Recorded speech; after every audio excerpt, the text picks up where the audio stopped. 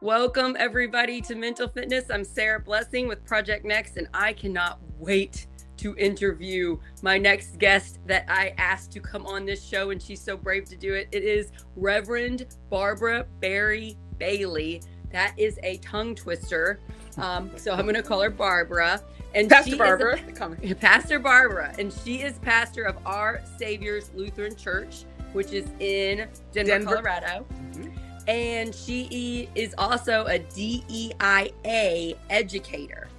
And we are going to talk about that because that has been under attack. DEI is a word that has an acronym that has been attacked by the super far to the right people. It's been trolled online as this awful, horrible thing that's attacking white people and white culture and how we need to go after it. And so let's go into it. Also, Reverend Barbara, you are 73 and you have lived some life, and I want to know about your childhood. I want to know some about the segregation that you lived through and what it's like being a Black woman in America now when you were little. I want to get into it because I want to help. I want to help social justice and equality. And so I really just am going to pick your brain and your knowledge and your wisdom. So I'm so excited. Reverend Barbara, how are you today? And thank you. I'm doing well, and I'm humbled and honored to be here. You know, we've had conversations before. I'm not worthy. Only because, I being a Lutheran pastor in the Evangelical Lutheran Church in America, I have sister friends, African American women, African descent women, because they're not all African American women. I mean, they have doctorates, and I said, in comparison to them, I'm just a scrub woman. No, you were on an episode, I believe it was about 3 weeks ago, with Pastor Rich, where we talked about ICE and immigration. And that's when I realized your wisdom is fantastic. The way you simplify complex situations is what I am searching for. I'm searching for the best words to use to bring peace and unity to our country when we are being divided by social media, by hate, by fear. And so I am so excited you're here today. So you are very worthy. So thank you for coming, even though for some reason you didn't think, no. And also send me those amazing women my way. I would love to interview them. So just tell us a little bit about yourself. And I really want to get into the race, the gender, what it's like to be a Black woman in America.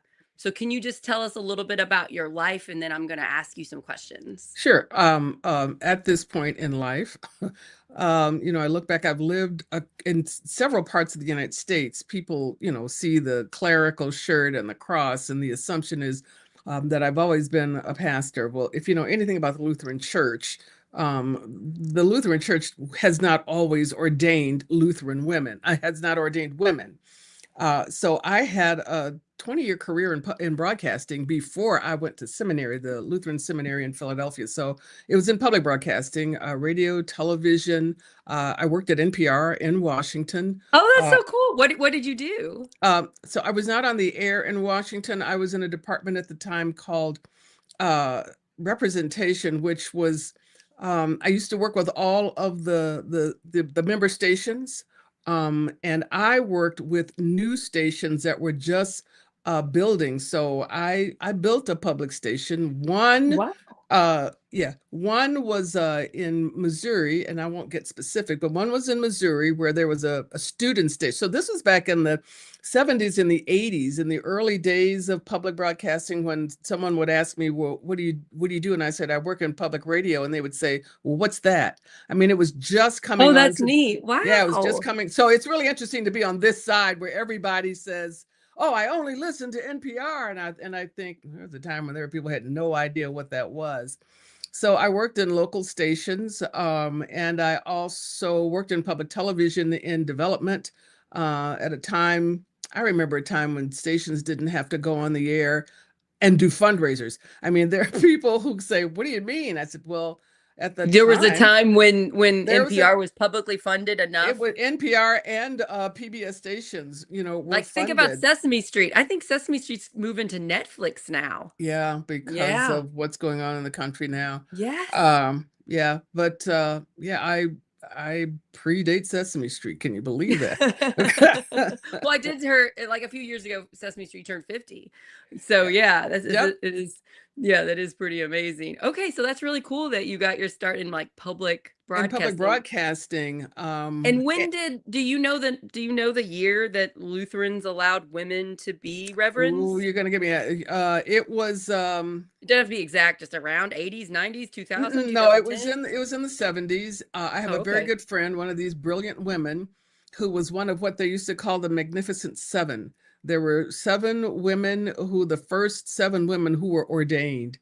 Oh, Um, neat. yeah, and that was, I'm gonna say she was had to have been in the 70s, mid to late 70s. And the thing about, even as I speak, you can research that. You can just go on and Google when was the first Yeah, woman yeah, yeah. ordained in the Somebody Luther in wants the to put it in the comments. Look it up. Yeah, that's yeah, the interesting. Lutheran Church in America, it was called I just want to LCA. shout out the Lutheran religion because one of the problems I have with Catholicism is we still do not have women priests. Right. And And that is that. So I there are also think two. that they should be able to be married. I There is think a that more if conservative branch of the Lutheran Church, and I'm going to just make a correction. It's the denomination, not the religion. The religion is Christianity. oh, Um, thank you for tell it. okay. I'm gonna get it wrong. Yeah, yeah, Yeah, thanks. no, the religion is Christianity. And I grew up in the more conservative branch of the Lutheran Church. The Lutheran Church Missouri Synod still does not ordain women, and that's the church that I grew up in. I went to Lutheran schools. So the one Um, you grew up in still doesn't allow women. You're in a different branch that does yeah, I allow had to women. leave. I had to leave and join the, at the time, Lutheran Church in America Hmm. in order to be ordained. Now you hear ELCA, and when we say Evangelical Lutheran Church in America, a lot of people are kind of turned off by the term evangelical, Yeah, I get but that. yeah, yeah, the white Christian nationalists have appropriated that word, and they've kind of soured it. The word, basically, it's a Greek word. It comes from a Greek word that just means good news. The Huh. euangelion is the good news, and Yeah, good news but isn't so scary, but evangelicals yeah, now. but it loses something in the translation, as they say. So is the ELCA was a merger of three what we call predecessor church bodies, the LCA, Lutheran Church in America, the ALC, American Lutheran Church, and a group of churches called the Association for Evangelical Lutheran Church, AELC, which was a group of churches that split off from the Missouri Synod.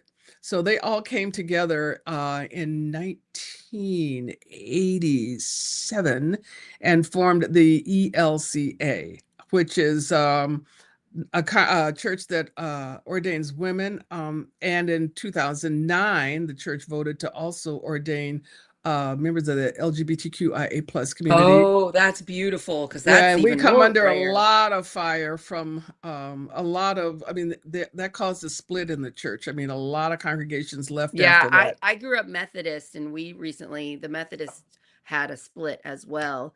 over the Um, same issue. I Yeah. just want to say the issues that you're talking about, the just women getting to be leaders in church organizations, allowing the pride community to be accepted and to be able to work. This is a main reason why I do not attend a church. I cannot handle people using the name of God to discriminate. And so it doesn't mean that I'm not Christian or that I don't pray or have my own faith, but I really struggle with institutions judgment because the Jesus that I believe in Mhm. does no such thing.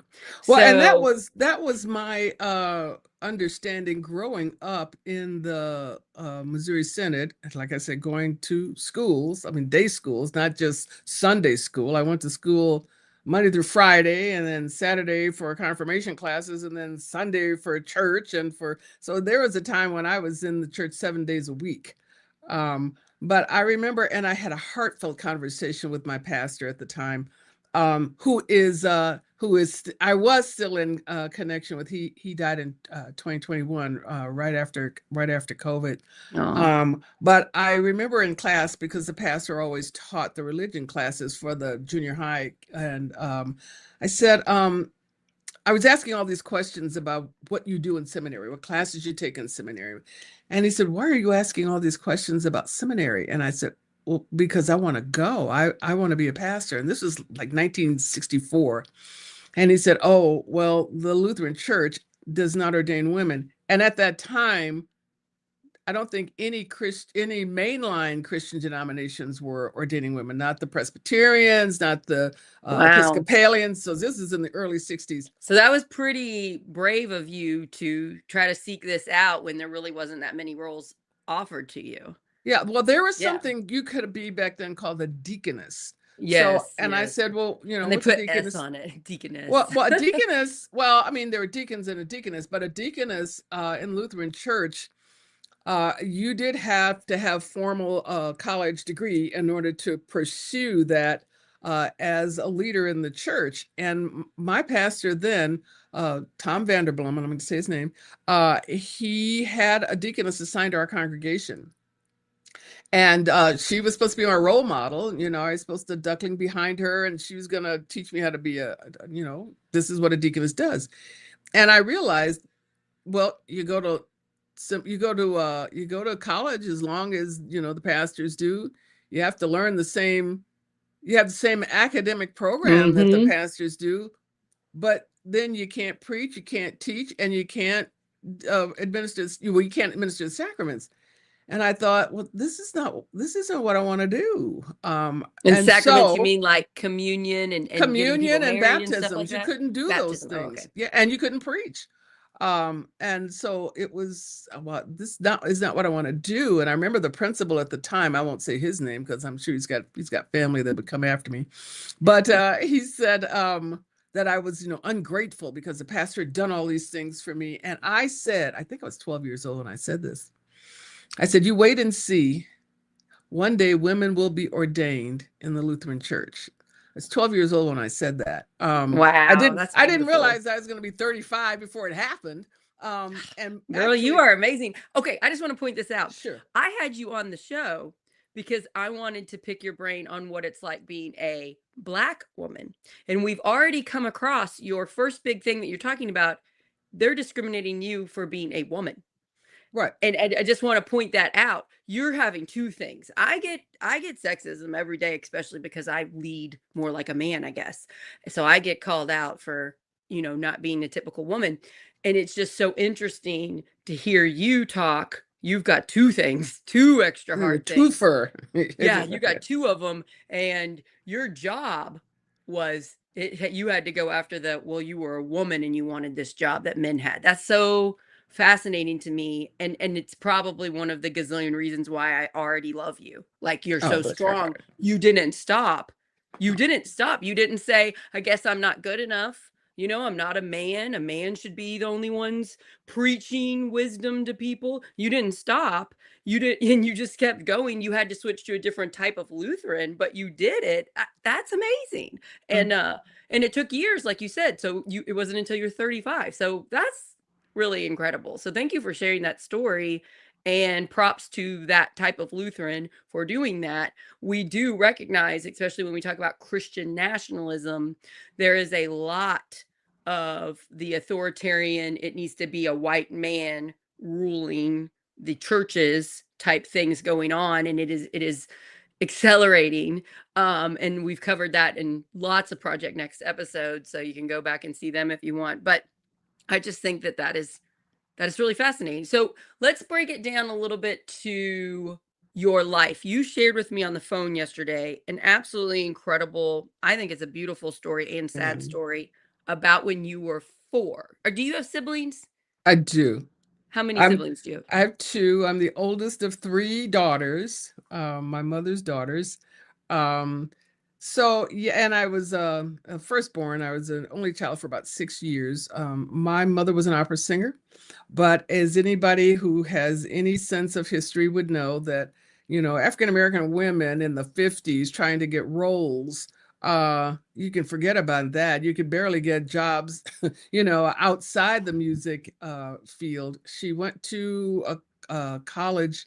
She went to Wilberforce University in Ohio, and she would tell me stories about how the local movie theater there uh, did not allow Negroes, that was the word back then, Negroes to come in. So there were West Indian students who were on campus, but they would allow the West Indian students to come to the theater. And of course, so, like the way people present was like, well, how could you tell a West Indian, somebody from, Jamaica, from somebody who was from, Dayton, Ohio? And she said, well, we used to always speak with a West Indian accent. And that's how we got into the theaters, because if Oh, wow. So your mom changed her accent to she would be change her able to have accent so she access to could buy a places. ticket and go see a movie. Your mom, are just a little I know of your mom, she sounds so amazing. Like, Well, the story that I shared yesterday that you asked me to share. My mom was a big movie fan, as am I, as are my children. You just kind of hand that down.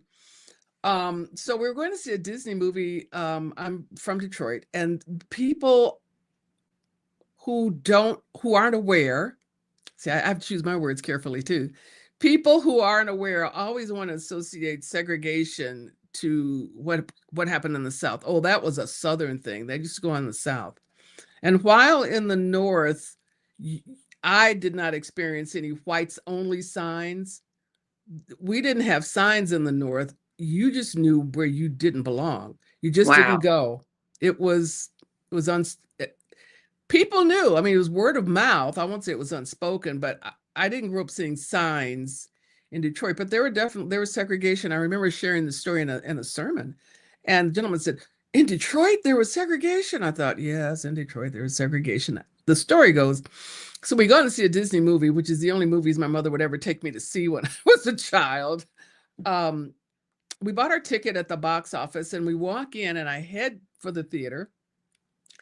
And she said, no, we sit upstairs. And I said, why? The stairs, I'm headed and the stairs behind me. And she said, because the acoustics are better upstairs. That was what she said.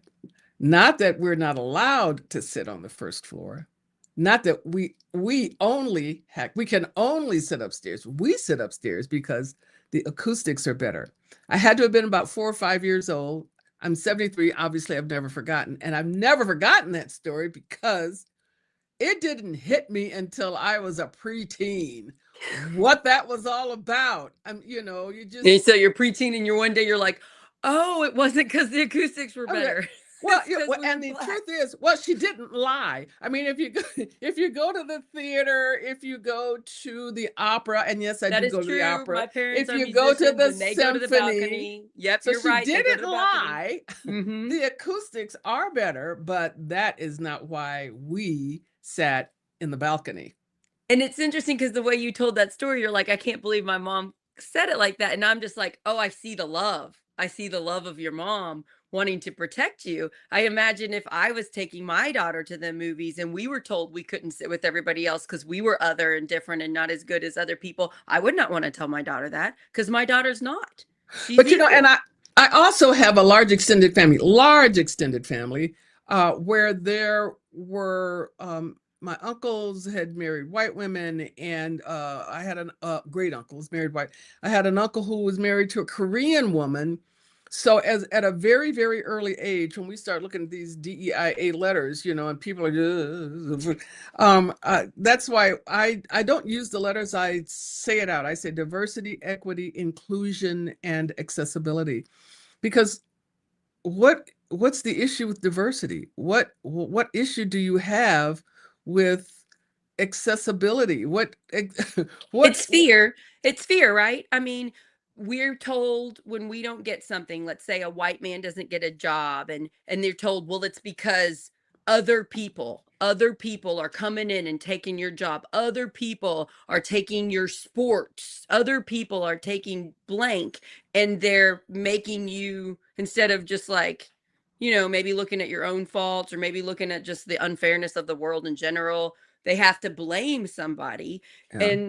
And it's crazy to me because I grew up with parents that always taught me about racism. I always knew about it. I remember my biggest moment when I realized my parents were not racist is when I was like in 8th grade and somebody was saying that they couldn't have a black boyfriend because their parents would say that's not allowed.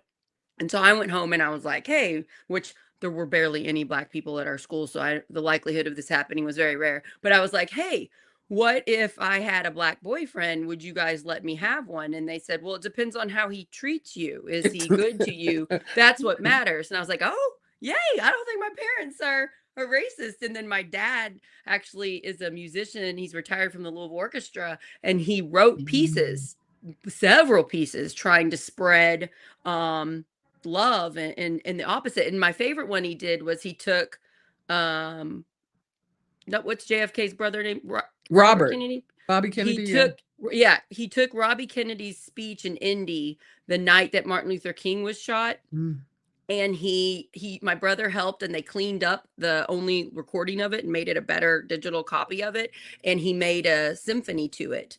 And it's played around the world. It's That What? piece is played, and I can't remember the name of it, but my dad's name is Raymond Horton if you want to research it. I'd And love to do that. yeah, it's Yeah. really beautiful, and I'm really proud of my dad for doing that, and he got like a grant to write that piece. So I'm thankful that my parents always told me the character of the person matters, so I didn't grow up with things I had to unlearn about the color of your skin. And then I'm, of course, teaching that to my children. But when you teach it at a young age, racism looks so ridiculous.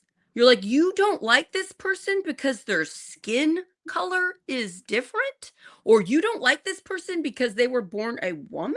Like, it doesn't make sense when you point it out to them at a young age. So, Yeah, and I yeah, think that it reflects the need for what I call authentic engagement.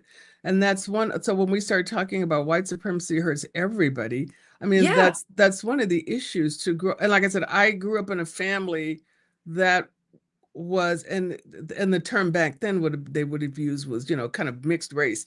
Like it was, and it did not reflect the UN. When people, oh, your family reflected the UN, I said no, it did not. your family Because reflected the, what did you say? the UN, the United Nations, Oh, okay. the UN. I said, well, not really, because there is a danger. And people listening and watching you can Google this, and there's a danger of a single story.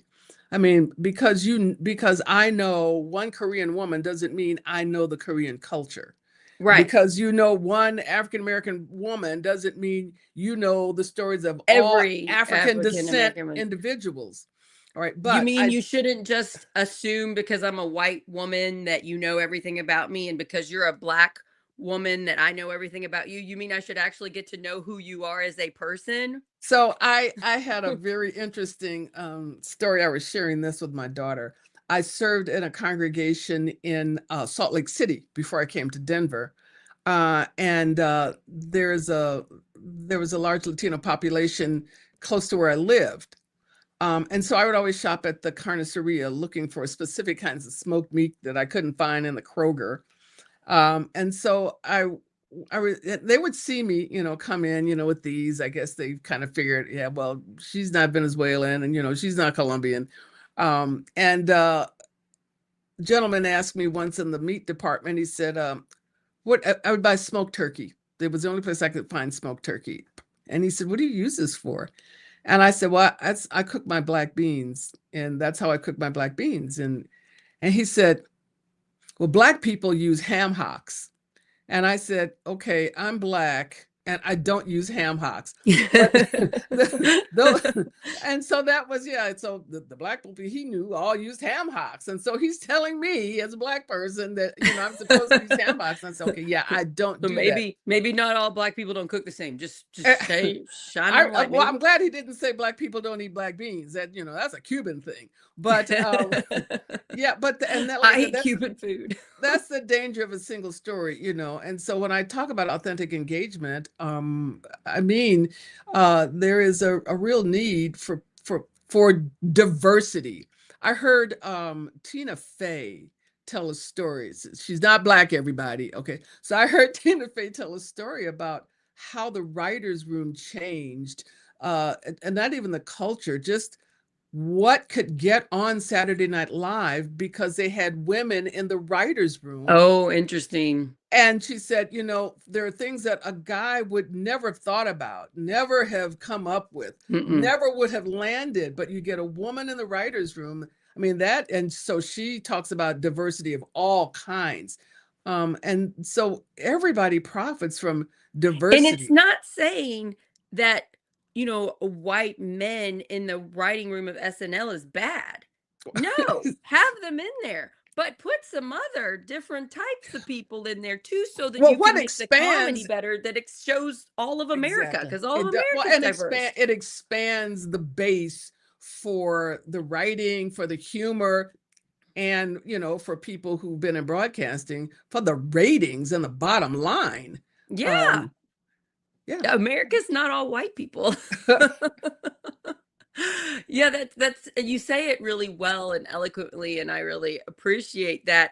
People take this stuff personally. People think when I talk to you and highlight your beautiful life and how you're a beautiful, incredible person, people think that it means I'm dissing a white guy. I'm not dissing a white guy. I'm married to a white guy. I love him very much, And so if we just stop taking other people's goodness as personally hurting them, I think that we would be in a better place culturally. I just see that happening a lot. Everybody's taking everything so personally. Well, it's a mindset of scarcity versus abundance. That there's only so much room at the table. I've seen some meme. That is not true. Just pull up, get a bigger table. Get a bigger table. That's right. Or back in I think it was in the 80s, there was this concept of, I think they call it the green circle now. It was about, just open the circle, open the circle. Yeah. It's not open pie. The circle. I've heard this one before. It's not pie. There, there's more than 8 pieces. There's enough for everybody. We just keep cooking. We just keep cooking pies. Here's another one. Here's a second one. Here's a third one. So if we stop looking at it like you coming to the table hurts me, it doesn't. A good quality person that has smart ideas, that is a loving person coming to the table and sharing their knowledge helps the world. But I think that out.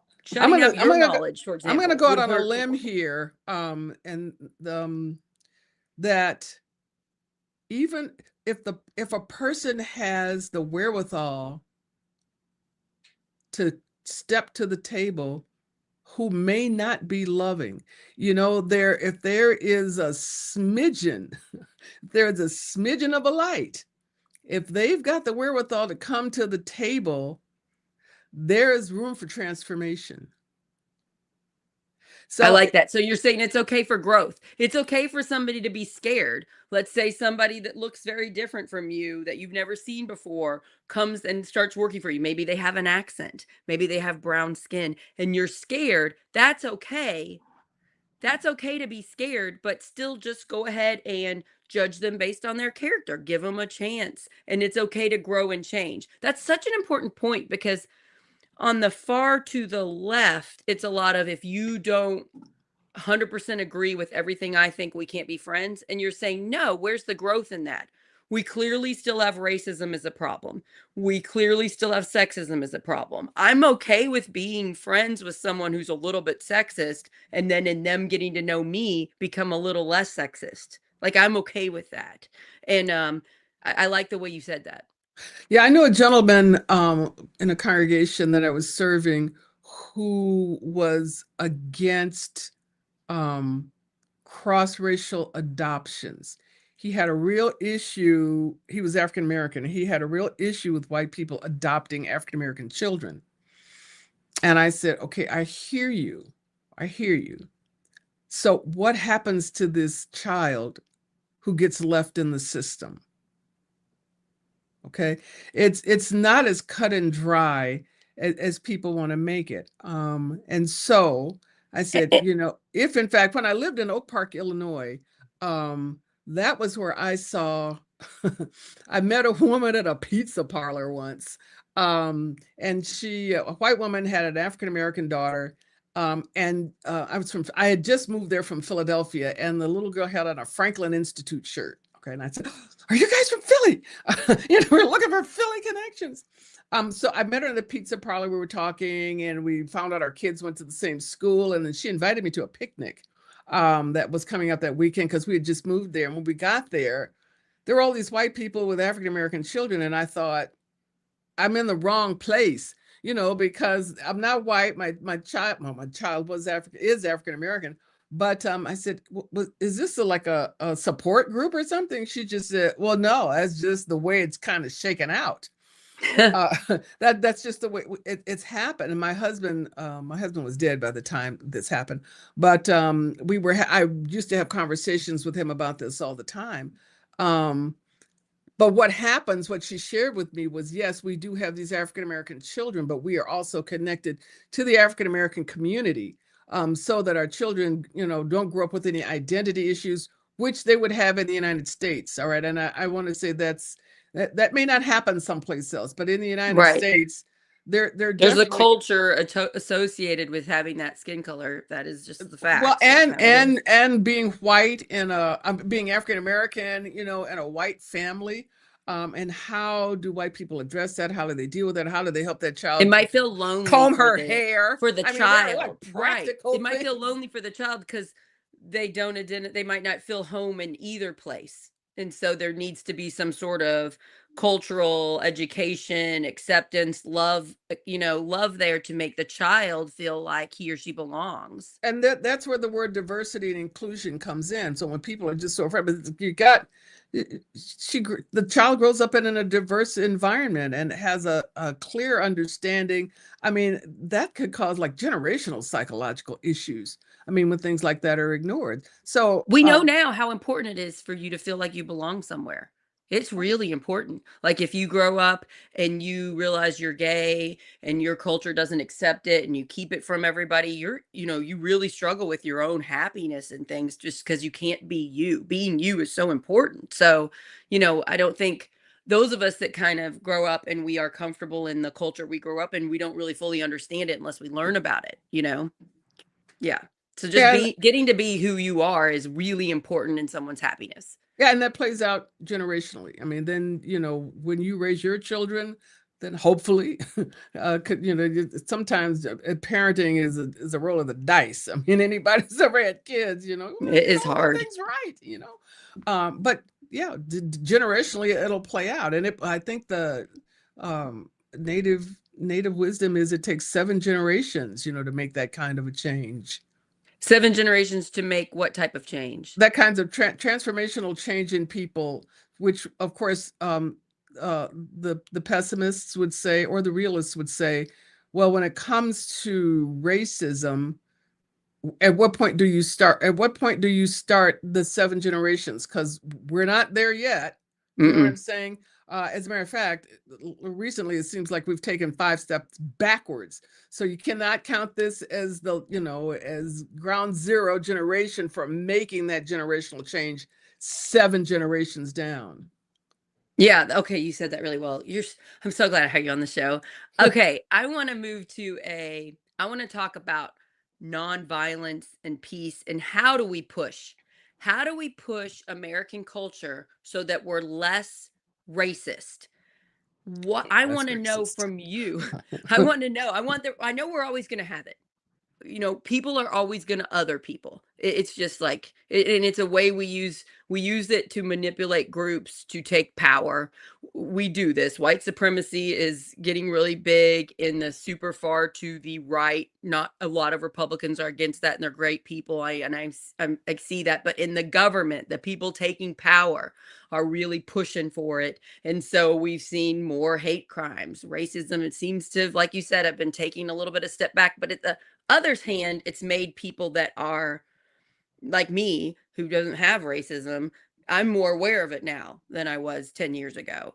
And I'm more concerned about it and I want to help more. So it's hurting, but also we're learning about it and we're pushing back and we're trying. My question for you is, what advice can you give someone like me who cares, but I'm not perfect. I haven't grown up in your life. I haven't seen what you've seen. I'm sure I get it some, but not as much as if it would have been me. What advice do you have for pushing the culture to be more loving towards people with Black skin? Okay, so you said, well, I'm not perfect. And I'm thinking, well, who is? Okay, number one. So this is where some people are going to try, oh, there she goes talking religion. But as a leader in the Christian church, I look to Jesus. Now, I am not saying that Christianity is the only way, because if you look at the history of Christianity and some of the violence that has been done in the name of Jesus, all right, to that I say, well, that wasn't Jesus. And a lot of people have appropriated the name of Jesus now in order to do some hateful, violent things. That's not Jesus. It's the same argument that I used when I was a kid, when people said, well, you can't do this because the Bible says to keep women silent in the church. And I said, and I was in a what they call a literalist denomination at the time. They understood the text literally, like that's what that says and that's what that means. And to that, I would say, okay, but Jesus never said that, right? That was St. Paul writing to a church about a situation going on in that church at the time, 2,000 years ago. That letter was never meant for all churches, for all times, and all women everywhere to be silent. And there are literalists who will probably see this who say, she doesn't know what she's talking about. She's Because there are wrong. literalists that believe the Bible, they really believe like Earth was made in 7 days. And it's Well, like, well, we know that's not true. well, I mean, for for the first 5 books of the Bible, there really needs to be some analysis, and people don't want to do that. But to those same people who want to take it literally, I'll tell you a story we had in seminary, where I've read every book of the Bible, and I'm not saying that because to boast. I'm saying it was required. All right, it was required. I couldn't have. And I've read out. the New Testament like 3 times. I could not have gotten out of seminary had I not read every book of the Bible. So in my Hebrew Bible class, I've read every book.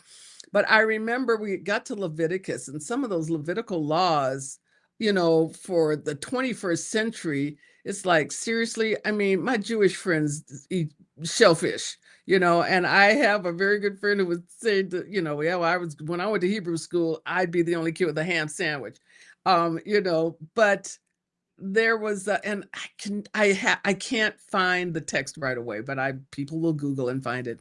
But there was a rule. There wasn't a rule. There was something in Leviticus that said if a woman is unfaithful to her spouse, the flesh will fall away from her thigh.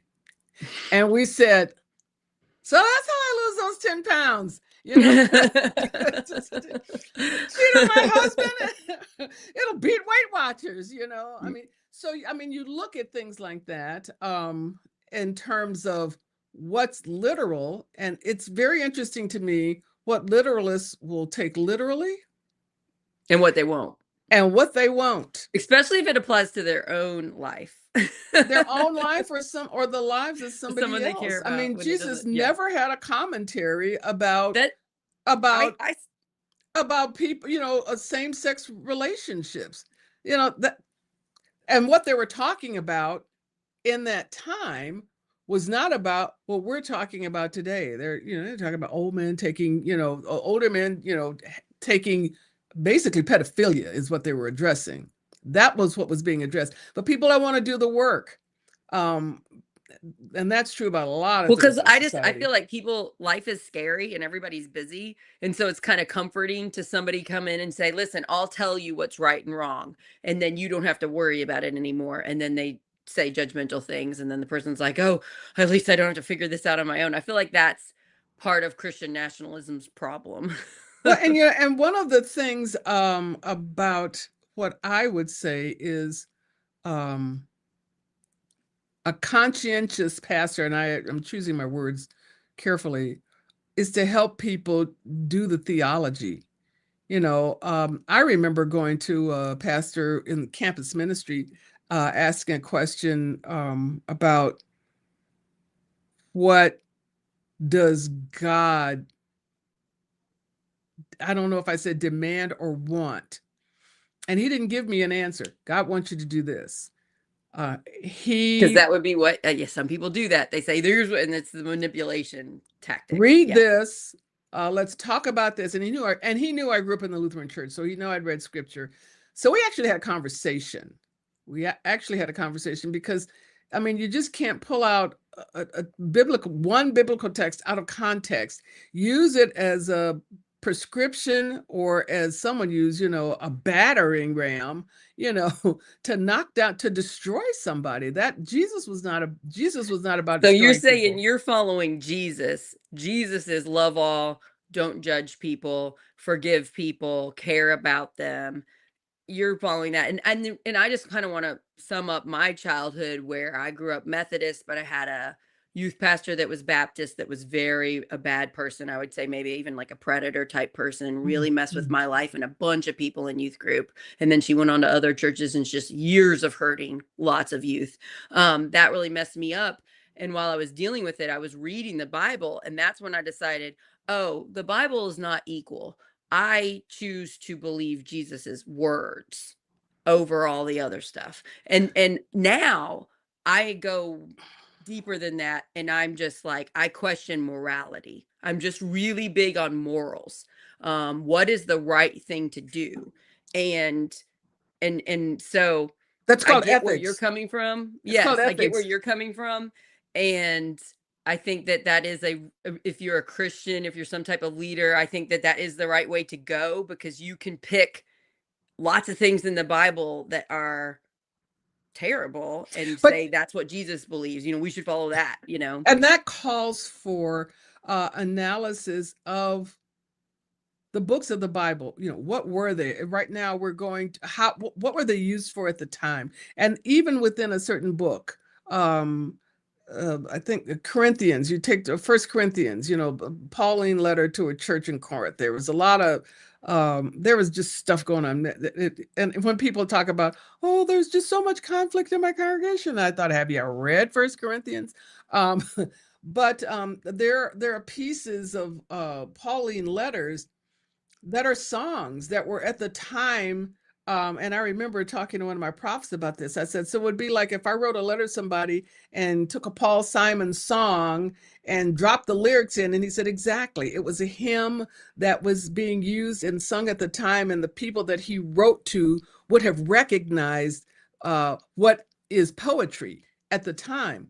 One of my favorite things about translation is many people know the story of Joseph and the coat of many colors. Joseph, they did a Broadway musical, Joseph's amazing Technicolor Dreamcoat. When I got to seminary and I studied Hebrew, we had took one of the Hebrew readings classes, and we had to translate that from the Hebrew. And the coat that was given to Joseph from the translation, Joseph was given a coat with long sleeves that covered the hand. That's what it said, long sleeves that covered. So, I'm home doing my translation, and we get back to class, and we were reading along, and he said, Bob Borneman, no longer with us, he said, any questions? And I looked around, and, nobody said anything. It was right in the class. He was going to let class out early. Does anybody have any questions? And I'm waiting for somebody to say, what is it about this coat with long sleeves? And so before he dismissed, I said, wait a minute, I have a question. He said, I knew I could count on you. I said, what is it with this coat, the long sleeves? What happened to the many colors? There's no word in here that said anything about there's no yellow, no red, no green. He said, exactly. When it was, by the time that story was translated into English, a coat with long sleeves that covered the hand would not have been worth anybody coveting or killing somebody over. Everybody had a coat with long sleeves that covered the hand. So they changed it to make it more. So it was changed to help people understand at the time, a coat of many colors. I mean, think about it. The dyes that would have had to go in, it would have been that would have been something worth coveting. Okay. A coat with long sleeve. And I said, they did a whole musical about it. Is it exactly? And so it's those kinds of things that people don't pay attention to, because we read a translation and we go by what it was meant by, especially King James, what was meant at the time of that translation. There are, in our time, there are several more translations that get added and help people understand and interpret and understand, better than just trying to pick up a King James version of the Bible and understand what's going on. There's a translation called The Message by James Peterson. Peterson. The Message translation. I like it because it's good for interpretation for modern day. I mean, he uses a lot of colloquial expressions that definitely are not in the translation. So, and every now and then I'll say, yeah, I don't agree with that interpretation, but I belong to a denomination that allows for us to have that conversation. Yeah. Not, well, you can't take anything away and you can't do this and you can't do that. Because how do you, I've often said, if you preach the gospel and no one understands what you've said, you haven't preached the gospel. Yeah. I like how you're really doing a good job of kind of defining the difference between the type of Jesus, the type of church that you're associated with, and the problem we're having with Christian nationalism. Is there questions? Are you allowed to question? Are you allowed to say, look at the hypocrisy between this book and this book, or this passage and that passage? Let's talk about it. Let's not be scared of it, or let's not just say this is the rule you have to follow all the time, because the world isn't black and white. It is very gray, and each situation needs to be like, now let's stop and assess this thing. So yeah, thanks for bringing that up. I want to talk more about you came on the show with Rich and I, the From Prison to Pastor show, and we were talking about ICE and we were talking about violence. And since then, it's gotten worse with ICE, which I think all of us knew was going to happen. And more people are aware of it. And a lot of Republicans, for example, are speaking out against it now. And I'm really happy about that. You know, I kind of think it's like, well, the far to the right can only lie to us so much. Our government murdered a white woman, and you think that's not going to matter? Like, you think you can just lie to us? Not saying that all the other deaths weren't equally terrible. Let's just be honest with how we are in our culture. That got more attention. And so a lot of people are just now waking up, when you have been your whole life have been very aware of this country and violence and being scared for the way you look. What wisdom do you have to these people just now waking up, to these people that have been fighting it for a while and are like, why didn't you care last year? Why didn't you care last month? What can we do? Because I want to invite them in. And I want to say, it's okay that you didn't understand the problem. We're all uninformed on bunches of stuff. It's okay. And I want to say, let's, get you informed lovingly, and let's push society forward into a more unity place. What wisdom do you have for us? Because I think we need it right now. We need it. I'm not the last word. I'm not the last wisdom, but, you honor me saying that it's wisdom. It is. And some of the work that I do as a DEI educator, there will be education sessions, and I've secretly, you look out and you see 40 people and you go, these aren't the 40 people that need to be here. The people who want to be here. We need people who don't want to be here, and we can't go out and kidnap them. You're saying the people that come to these classes to get educated, you show up and you're like, wait, you're already educated. You're already educated. We need some other people. Well, And someone made a comment that the bus is leaving the station, I said, I don't agree with that. Or the train's leaving the station and they're left behind. I went, nope, there will always be a train. Okay. And maybe that's the whole grace-centered piece that was kind of, there'll always be a train. And I don't even think it's about grace or religion. Just look at history. All right.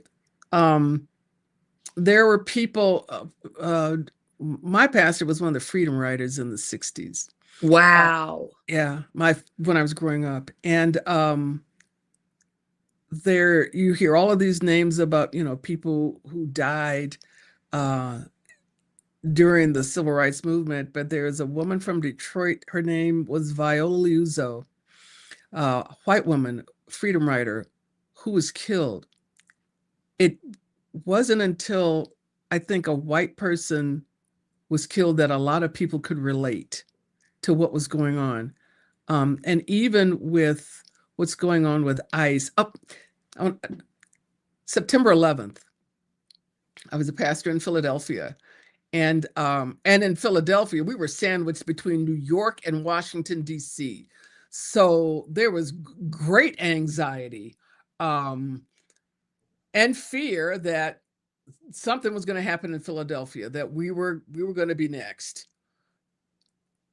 So we had a gathering at the church that evening. I saw there were more people in church that night than I had seen on Christmas. People talk people come Christmas. There are people I hadn't seen Christmas and Easter had shown up, and people were sharing their stories. And there was a African American woman who lived in she lived in a rural area in the South. I'm not sure what's, but she said, she used to live in a place that had a lot of land around it. And when she heard about Pearl Harbor, it was like, what is that? But it was just too far away. She was in the South. Pearl Harbor was over there. There was no You're internet. saying people don't always care about things they can't see, but now this is happening to us here in our towns. So people are just now waking up to it. We can't be mad at them that they didn't care about the thing that was far away from them. We need to accept the people that they're seeing it now. Just be grateful they're seeing it now. I've taken tour groups. I've taken groups and education groups to the Legacy Museum in Alabama, civil right. We call this Alabama Civil Rights Historic Trail. And one of the reasons that the Legacy Museum has not been dismantled is because it's private. It doesn't get government funds. Oh, good. Yes, the president can't touch that. But I am amazed at the number of people who are my age and older who go in there and see all this video about what was going on in Alabama and Mississippi, and they had no clue. They didn't know. Like, how can you not know about the Montgomery bus boy? How can you not know these things? Well, I don't think I was taught it in school. I wasn't taught. I just went out and learned. But it was happening during our time. It was happening during our time. Wow. And they didn't know about yes, it. Yes, there was no internet. And one of the things about, Desert Storm, my brother-in-law was in Desert Storm. And I am a military widow. I had to get that in there. My brother-in-law was in Desert Storm, but I remember seeing the first Scud missile, right at that time. We didn't have that kind of technology in the 60s, and it still made it on television. It was still out there. So there are people who just have no understanding, and they're good people. I've heard that. I'm not using terms like people good and bad, but I'm saying their existence at the time. So I'm taking it full circle back to authentic engagement. I mean, their existences did not allow them to have any kind of engagement to even know these kinds of things were going on. That's what I wanted to cover really fast, because it's a privilege that I know a bunch of stuff, because I don't have to work. I listen to a lot of podcasts. I talk to a lot of experts. I'm learning. Some of my friends are working 2 jobs. They're mom to several children. They are just trying to keep food on the table and keep them from staying housed, never to pay their rent every month. So it is a privilege to know what is going on in the news. Not every person gets that. So Right. we can't be judgmental about it. We can't say you're so stupid because you didn't see that a woman was shot by ICE 2 weeks ago. No, they might not have seen it because they're working and they're trying to pay their bills, or maybe they're sick, or maybe somebody they love is sick. We shouldn't judge why they don't know, and Well, just be happy when they do know. well, and to be honest, that morning I did not know, but I am a part of a group of people who said, did you see what happened? So it wasn't, so that's what I mean about engagement with people. Right. It wasn't, no person is an island, no person stands alone. I mean, that I'm part of a community that makes sure that I knew, as if as a pastor, I knew what happened. And there was a pastoral group where I heard that we get together every Tuesday morning to study the upcoming texts. And it was in my pastor's group that we had this That sounds discussion. nice. That's Yeah. nice that you get to be with a group of people that work on that together. I like that. I wish I try to find groups because I get lonely sometimes doing what I'm doing. Yeah, that's really nice. Yeah, this is a really good topic, and I think you're doing a really wonderful job of explaining it. We just need more empathy. We need more empathy. We need to be empathetic to ourselves. Like, it's okay if I'm trying to help people in different, in diverse groups, and I don't always say everything right. Like, let's say I speak to a transgender person wrong, and they correct me. I don't have to take it personally. I can just be like, "Oh, I'm sorry. Let me try that again," or, "I'm working on it, forgive me." And they'll forgive me. We need to allow for us to make mistakes when we help other groups that we aren't part of, and we also need to understand that people get manipulated. A lot of people on the internet, a lot of these people commenting right now have been manipulated to think these other people are monsters, and they've been told fake things about us. And we have to have empathy. I have empathy for the people calling me names right now. We have to realize they're scared and they've been lied to, and realizing you've been lied to is terrifying. Realizing you've been believing things that aren't true is scary, and not everybody can get themselves out of that. So if we all just came to a more empathetic, loving place and just pulled everybody where they were, let's say here's a not racist person and here's a racist person, and we friend them and we push them a little bit here, and then we talk to them again and we get them a little bit here, and maybe it takes a few years and maybe they don't ever get all the way over here, but maybe they get here, as opposed to being mean to them and putting them more racist, where they end up getting really extreme and maybe harming someone. And I think that is one of the strategies of the current administration. And I'm going to just do a shout out because there's only a little bit of time left about, I'm a big Twilight, the original Twilight Zone with Rod Serling. I know there's a whole generations that aren't familiar with that, but two of the channels networks do a marathon on New Year's Eve. And somebody says, do you have a date for New Year's Eve? I said, yes, it's Rod Serling. And That's so cute. that's what I'm going to watch. But in a time when there weren't a lot of bells and whistles for television, that program did the best job of communicating visual truths about the human condition, about how we are. But there was one, He's Alive is the one that I said, oh my gosh, I hadn't seen this. And because a lot of times they'll put them on at midnight or 2 a.m. You can't see them. If you go online and watch that episode, He's Alive, it's a playbook for what's going on in the United States right now. I said, I wouldn't call him I wouldn't say he's a prophet, but whoever wrote that script just basically had a sense of what human beings could do and would do if just kind of left without any sense of any ethical responsibilities. And that's the word I kept saying. You're an ethicist, and I suggest that I would invite you to take a course or do some reading in terms of ethics. I mean, it's ethics and morality, because where we Yeah. are right now is we're unethical and we're immoral as a people in a And I see way my side, my left side that fighting it. people, well, and in a way, not that, this is something new, and I want to keep saying that, just, look at human history, not just, history of the United States and black and white and Native Americans and Latino. Look at human history at what human beings do to one another.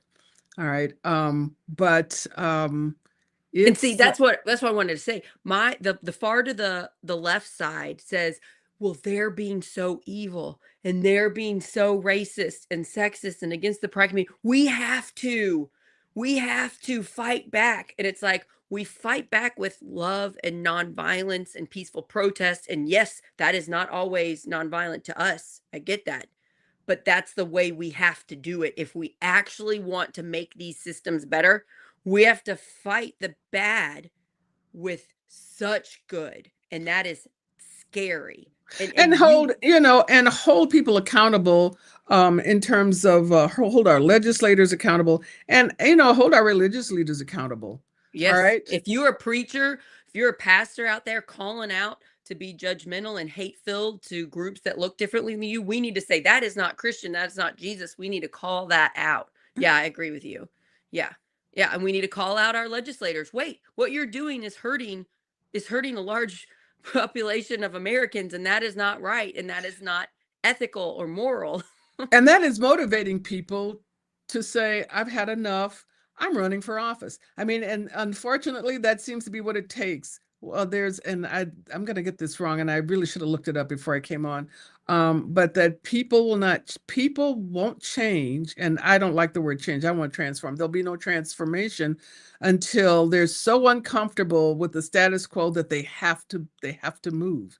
And so I think that's what's going on. If I get It another is text going from on right now somebody, because the government is most certainly harming at least one person you love. Pride community, different race, different nationality, different language, whatever. well, They're even poor a white disabled people. person, anybody. Yeah, yeah, Yeah, yeah. I mean, My children are being attacked with their public schools. Their white privileged children, they're being attacked with public education being defunded. Yeah, yeah. You're right. It's hurting everybody now. You're and I agree with you, and I do think there's going to be change, and I do think we're going to vote better in November.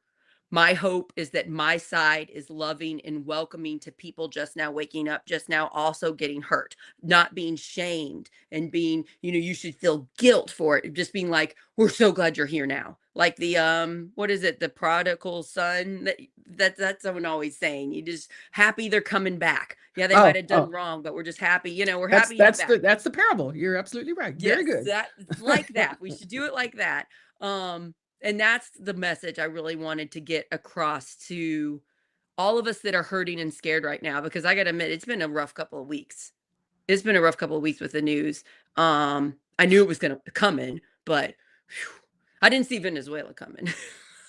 Well, I didn't see that one happening. But it's gonna get worse before it gets better. That's the other thing. It's right. Don't you think it's gonna get well, I worse? do. And again, I want to reiterate, this is not the only time in American history where this kind of nonsense has happened. I know a woman who was born in a Japanese internment camp, in the United States. I mean, during World War II, they just stripped people of where they lived. I Uh, bet we've had women this year and last year that were delivering babies in ICE camps, don't you think?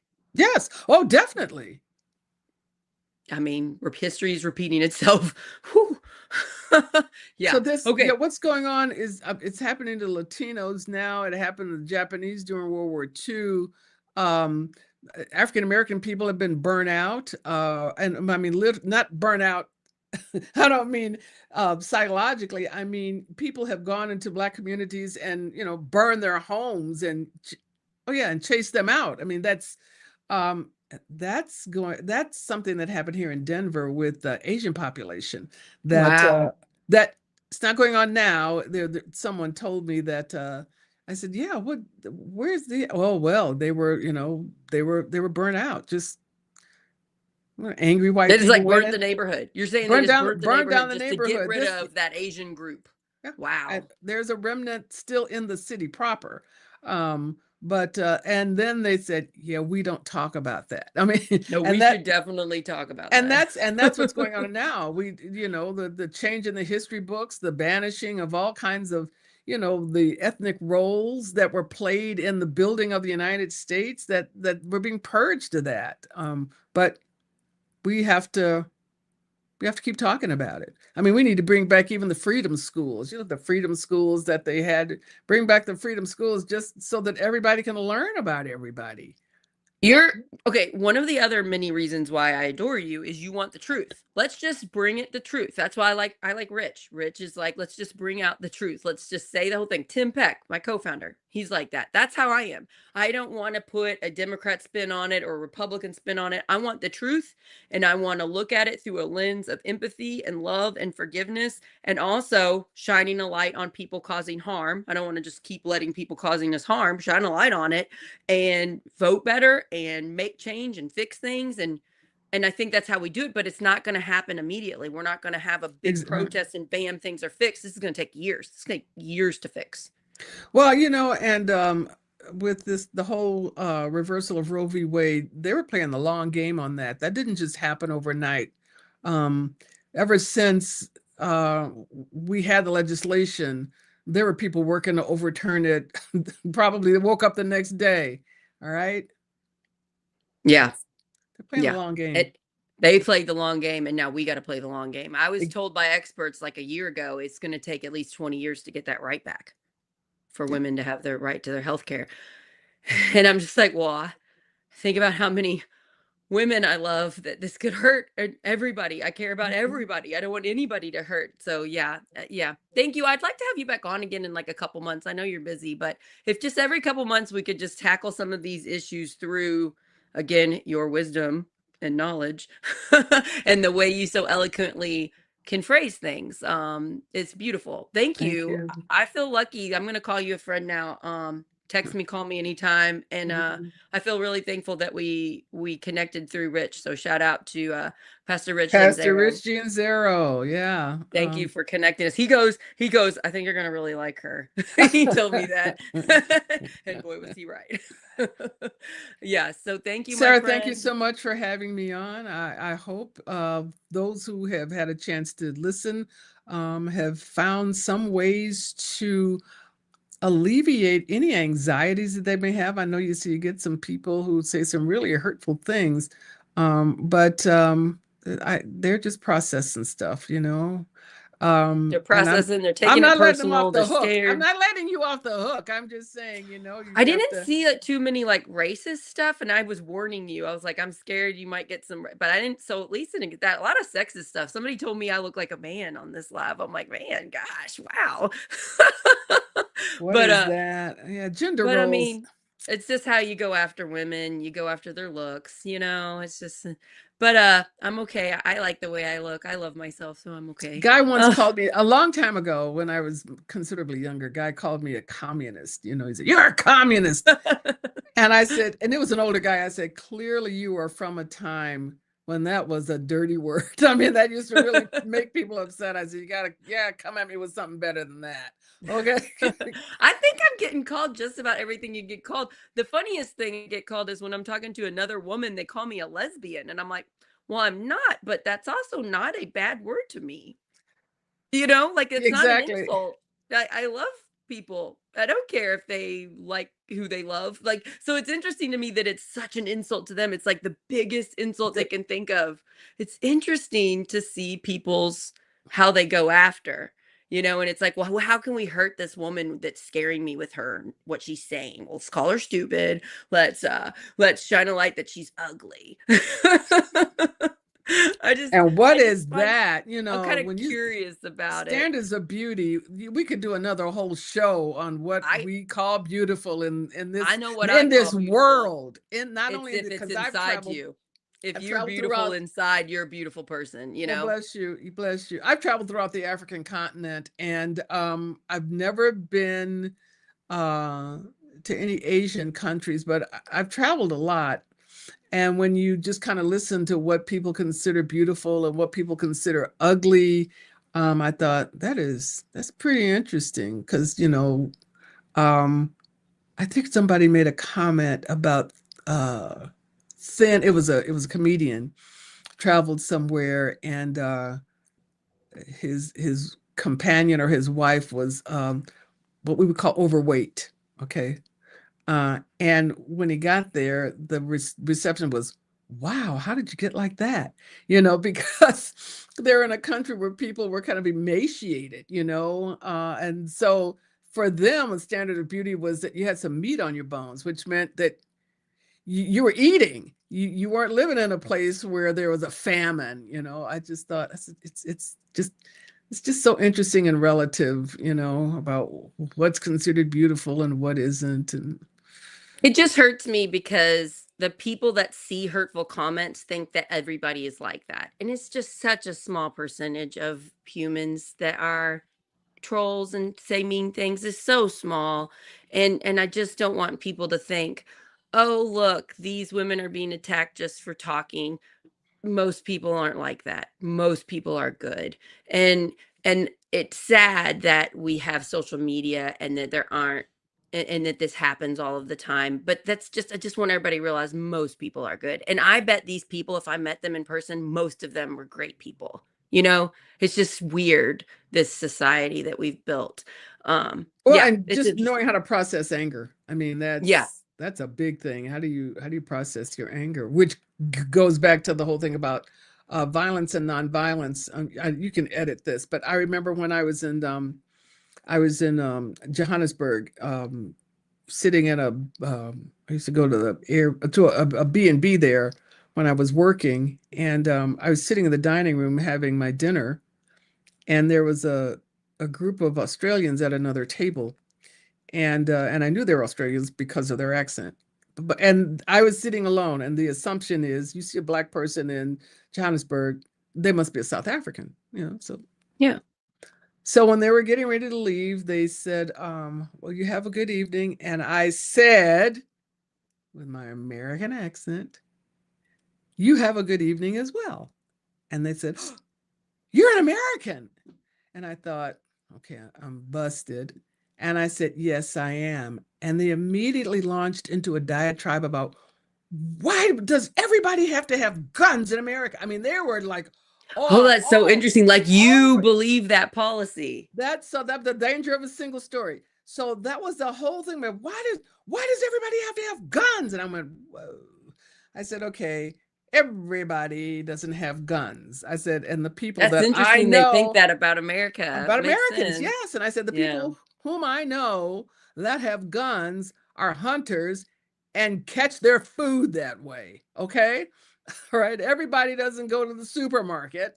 And you can't find rabbit, maybe in Paris, but You're just being truthful about it yeah, I said instead of being everybody doesn't political. have that. But when I mean, you just look at what's on our TV shows. I mean, some of the most successful television shows in the United States are shows where people shoot or get shot, or are definitely using guns. So this whole thing about nonviolence, um, for people, and I mean the word nonviolence, not hyphenated, not nonviolent, but nonviolence. That's a concept that I think is countercultural here. Yeah. Oh man, I can talk to you all day. Okay, I'll get off, and if you guys could please just share this show with anybody that may enjoy it, and just thank you so much. Thank you so much for doing this with me. I really appreciate it. You helped me. I like the thing about the single story, that we shouldn't just take everybody as a single story. Let's get to Right. know them individually is a really nice way to put it. And that is, again, one of the reasons I wanted you on the show, because you're good at explaining complex things. Well, you live And long enough, you figure it out. That's so you let me know if you ever have like a big topic you want to come on Project Next and explain, and I'll have you on. And otherwise, I might just text you in a couple months and see if I can get you back on again. Thanks so much. Blessings Thank on you. you. With a name like Blessings, I'm going to offer more blessings to you. All righty. Thank you. Yes, you too. I hope you have a most wonderful week. And I'm glad we figured out the time changes Oh, good because you're in Lord. Denver. 73 Math years old, you think is I'd have not it my figured strong out point. by now. Math time change. No, not my strong point. So yeah. Okay, everybody, have a best day. Have a great Friday. Have a great weekend, and love to all of you. And just hang in there. We're not as extreme as it appears in America. Oh, I did a show with my friend Christopher, who's a Republican, and he's in Portugal right now. He's 21. And he was saying over in Portugal, they know everything that's going on in America, and it's not told through the lens of right or left. It's more just accurate of what's happening. And I'm like, wow, what would that be like? Just getting the news. Just the facts, as they say, just the facts, man. And it's like, you're so lucky because there's a lot of stuff going on, and it's pretty polarizing here in our country. And just realizing the world doesn't see it the way we do in America because of the division, because of the profiting off of our fears and our hate of one another. So I thought that was fascinating and made me feel better because not everybody is getting what we are getting. I'm glad in Portugal they're not getting that. I'm glad they don't have to experience it because you know what? It's not comfortable. It's not fun. It's not peaceful. So just to let everybody know, it's not the truth. This division is not the truth. Yeah. All right, everybody, have a great day. Thanks for taking so much time with me. Bye, everybody.